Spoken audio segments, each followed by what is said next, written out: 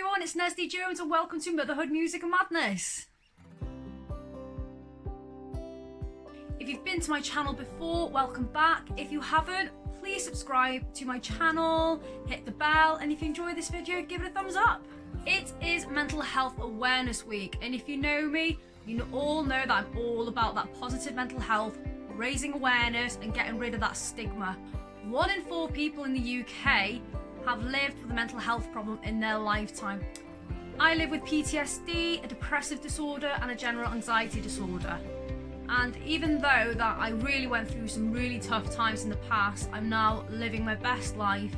Obviously, I get a few wobbles here and there, but I'm doing so much better now. Today's video is part 1 of 2 about the simple do's and don'ts to keep your mental health positive and to maintain that positive mental health. So let's get started. Do go outside. Fresh air does the world of good to everyone. And I know sometimes you just want to huddle inside and just be under your duvet all day, but going outside will do such the world of good for you. I don't mean go for a run for miles and miles and miles. I mean, just go sit in your garden, or I just go sit on my doorstep if I'm feeling a bit down and just breathing in that fresh air and just looking outside and just studying my surroundings. It really brings a sense of peace to me and a really good sense of grounding. Diet and exercise. If you're anything like me, you hear those 2 words and you just think, I don't mean go on some crazy diet. I don't mean that you need to do an intense hour workout every day. I mean keeping it simple. A lot of mental health problems affect appetite. Some people overeat until they're sluggish and feel guilty about it. Some people don't eat at all.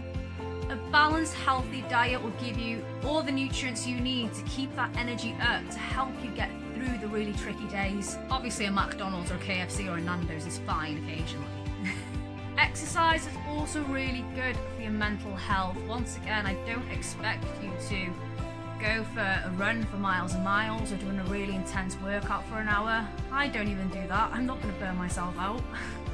When you're stressed out, the hormone cortisol gets released, and that is the stress hormone. Now, exercise actually burns cortisol and then releases endorphins, which is the hormone that triggers positive and happy feelings. So when I feel a bit down, I will just put my headphones on and just go for a brisk walk around my local park, and I immediately start feeling a bit better. Now, we all know about this, but it's super important, and that is self-care. Self-care can be going from pampering yourself to just taking time out and doing something you enjoy. It could be anything that just gives you a little bit of peace of mind and brings a smile to your face. I have a very lively 2-year-old and we co-parent a just as lively 9-year-old. So sometimes I know life can get really, really chaotic, but it's so important just to grab 5 minutes every day just to give yourself some peace.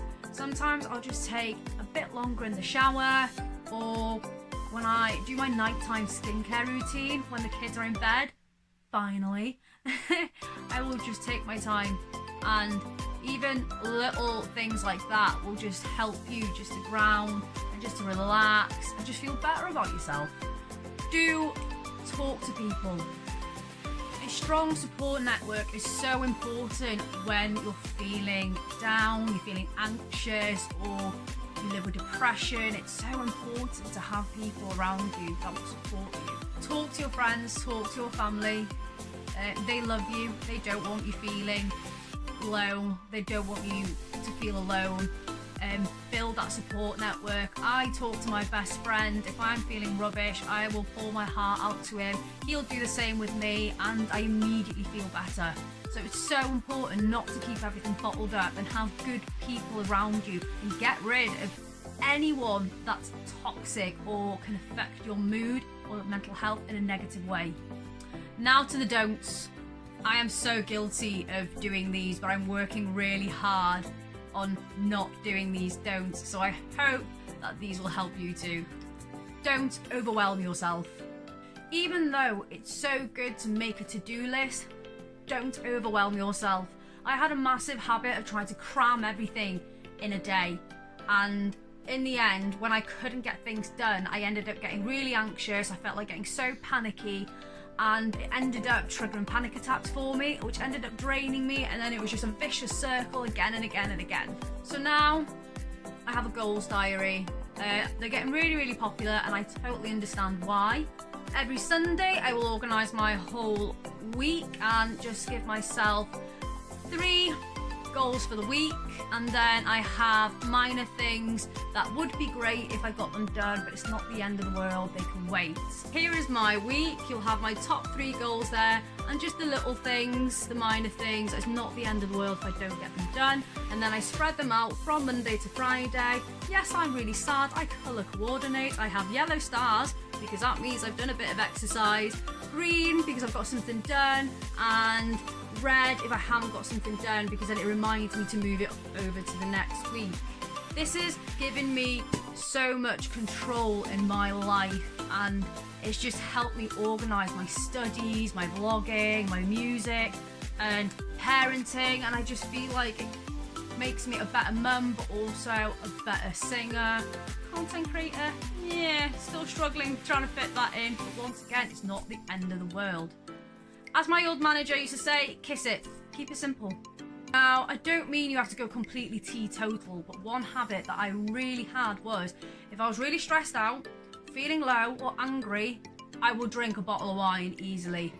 And even though it does ease it off for a little bit, alcohol is a really strong depressant. So once that nice little buzz or relaxation fades, it will bite you on the backside and it'll make you feel 10 times worse. Drink was my biggest enemy. I used it as a crutch for everything, and once I gained control and stopped doing that, I could process my emotions a lot better, and I could tackle my issues and not just avoid it by just going, I need a glass of wine. I still drink. I'll have a glass of wine when I'm cooking or with my family or when I'm celebrating, but now when my moods drop and I'm starting to feel myself going a bit down, I'll avoid alcohol, just so I don't end up avoiding the problem, and then I can actually tackle it and see, why am I feeling like this? And since giving up using alcohol as a crutch, I'm so much better in myself, and I can actually now help myself more and not ending up feeling worse. So when you're feeling down, go for a nice tea or something. Don't stay quiet. Once again, I'm going back to building a strong support network. You do not need to stay silent. You do not need to bottle things up. That was the worst thing I did in my recovery, and now that I'm more vocal and I tell people how I feel, I have a lot more support. Your friends and family are there for you. There are GPs, there are charities, there are telephone lines which are open 24/7. Use them. Please don't just bottle things up and keep it to yourself, because you are not alone. People will listen to you and people do want to help you.